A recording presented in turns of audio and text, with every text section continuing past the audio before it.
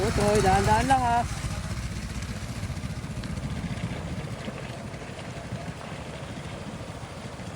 So yun si Troy guys, downhill siya. Medyo matarik to. Palusong. Pero may ginagawang tulay dun oh.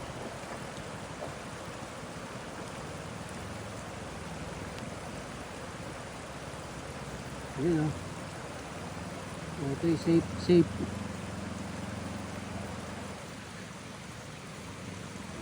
Ano, diretso ka naman sa taas? Akala ko bibidyo mo kami. Ay, baba ka pa? Oo, meron. Kaso medyo maliit ka na, para ka ng langgam.